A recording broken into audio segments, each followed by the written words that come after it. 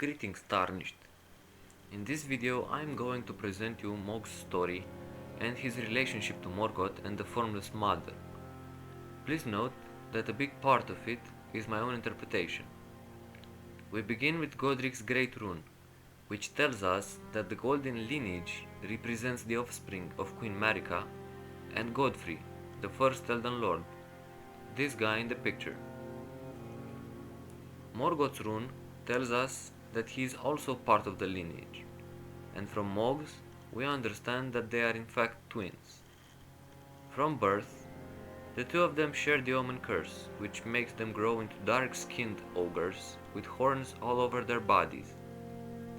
When a baby is born with this curse, its horns are cut, but it seems that most cannot survive the process.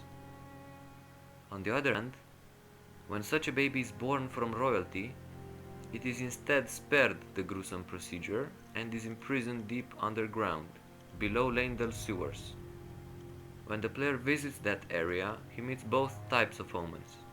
Being demigod descendants from Marika, Mogh and Morgott were placed here under strong magical shackles that prevented them from leaving. Nevertheless, they escaped at some point, probably during the Shattering. But the two brothers chose different paths. Morgott decided to protect the capital and the Erdtree because he loved his family, even though his feelings were never returned and he was forsaken from birth.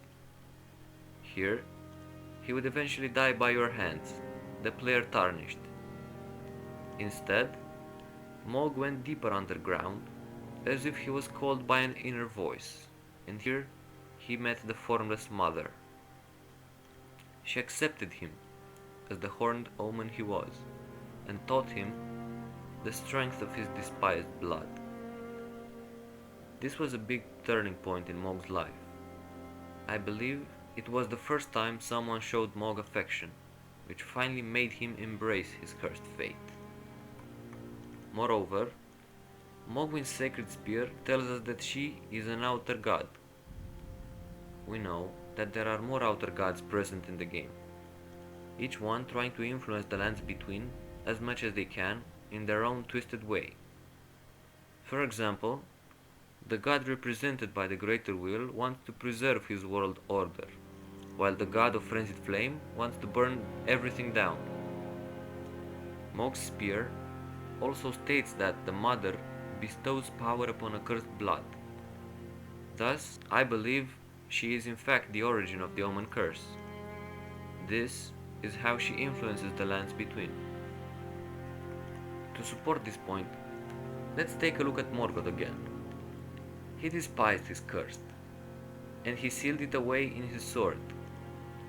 When we bring Morgott on the brink of death, he uses his sword's special attack, which is a slash of blood that erupts with fire. Have you seen it before? Yes, it is just like Mogh's incantations that throw blood flame. It is just like Blood Boon.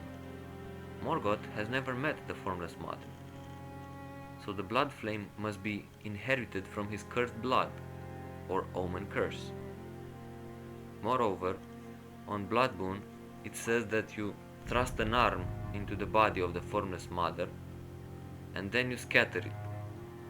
The cursed blood that creates omens is from the Formless Mother. After his meeting with the outer god, Mogh proclaims himself Lord of Blood and travels to the ruins of an ancient civilization buried deep underground near Siofra River. Here, he decides to found his Mogwin dynasty and build his palace. He then convinces multiple people to join him by promising them high rank and power. Some of them become the fearsome sanguine nobles who use weapons like Reduvia and Bloody Hellies, which are especially designed to inflict blood loss. White Mask Vare and the War Surgeons are also tempted by his offer. Vare even tries to recruit you by himself, arguing that the two fingers are corrupted now that the Elden Ring is shattered, and you shouldn't follow their senile delusions. In the end, you kill him, and with his dying breath, he pleads for the power promised by his master. Yet he receives nothing in return, and all his efforts were in vain. But what is Mogh's objective? Why does he send his minions to murder people in the lands between? Dearest Miquella,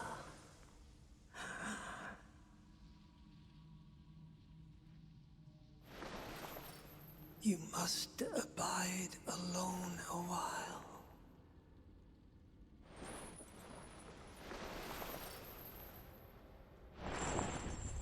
Welcome, honored guest, to the birthplace of our dynasty. From the boss intro, we notice that Mogh is infatuated with Miquella, the entity inside the cocoon, and while fighting him, he even says things like, "Miquella is mine and mine alone," his feelings being more inclined towards obsession. Now, let's take a look at the two most important items for our Lord of Blood. His remembrance tells us that he wants to make Miquella a fully fledged god and take him as his consort. Moreover, Lord of Blood's exultation explains how Mogh wanted to do that, and how his servants helped him create the Mogwin dynasty. Their mission was to exsanguinate people from the lands between and offer their blood to the cocoon Miquella is inside. This would presumably bring him to full godhood. In the end, is Mogh just a rambling lunatic? Or is there some meaning behind his doings? I will explain my theory in the Miquella video,